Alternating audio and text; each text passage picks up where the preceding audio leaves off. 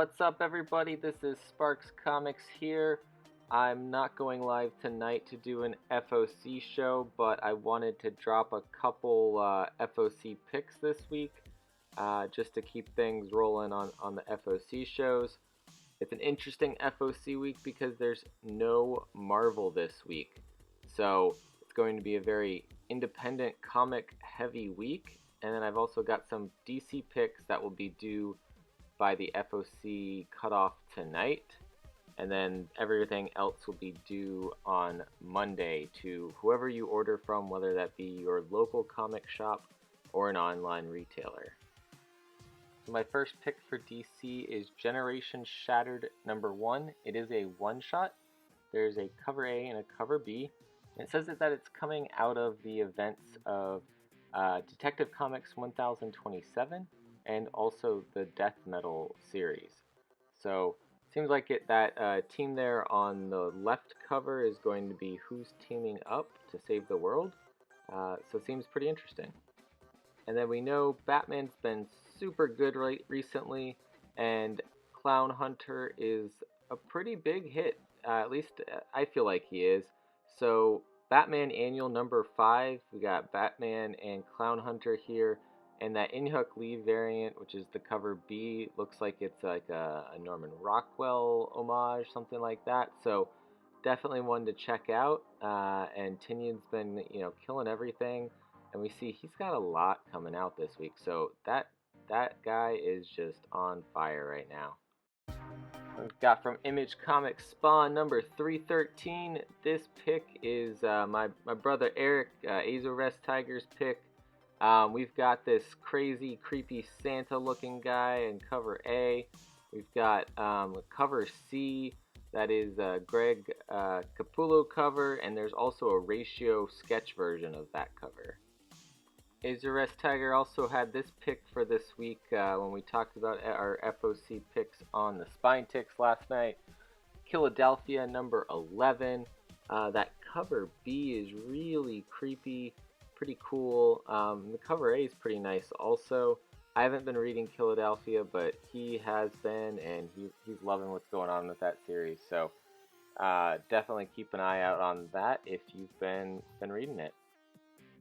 And then we know this one's been pretty popular recently, and again, another creepy story. We got Ice Cream Man #22 with that Christmas countdown calendar there. Definitely one to look out for us. This will come out 2 days before Christmas. And also from Image Comics, we have Scumbag #3. Got cover A, cover B. There's some ratio covers, I believe, as well. Maybe a 1 in 10, 1 in 25. With this story, I'm kind of on the fence. I like parts of it. I haven't liked all of it. I'm going to give it one more issue. And if I'm still on the fence, I'm dropping this one. But I think the idea is such a cool idea, and definitely give them props for this story. From Boom Studios, we've got an Unkindness of Ravens #4, got a cover A, cover B, and a 1 in 10, like with every issue of this so far. This is the last issue for an Unkindness of Ravens, and I've liked the story a lot. I'm not sure how they're going to wrap it up in this 4th issue, so hopefully it comes back with maybe another volume or something.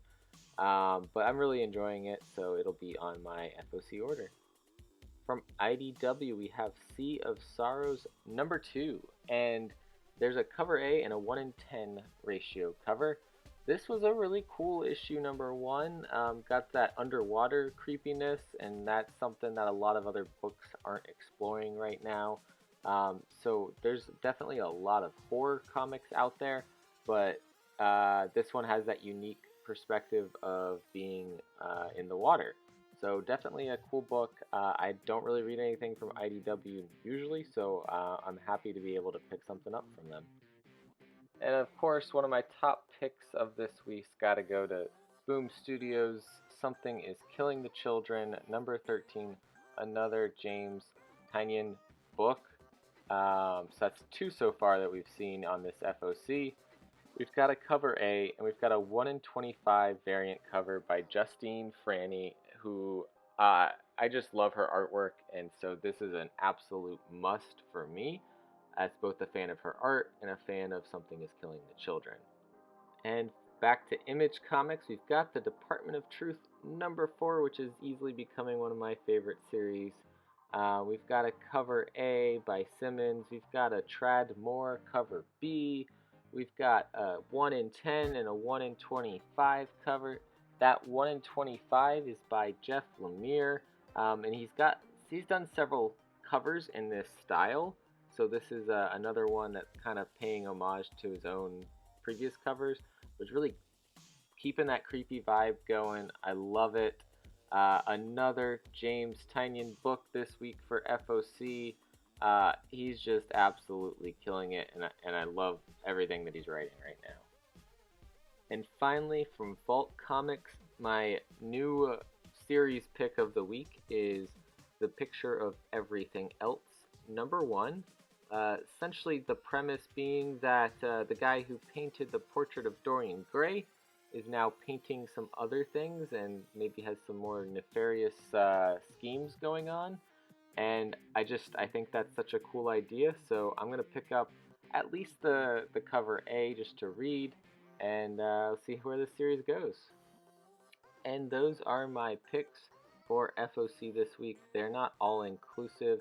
If you want to see the full list of books that are available on the Final Order Cutoff this week for the non-DC books, go on over to the previews website and look at the Final Orders Due, and that'll get you that full list. DC books, I usually go to an online retailer and look at their FOC page. And so yeah, that's as always, everybody, remember, collect what you love. We'll see you next time, everybody. Hopefully next week I am back to going live for this show. I love having the guests on and talking about the books. But till then, see ya and have a great week.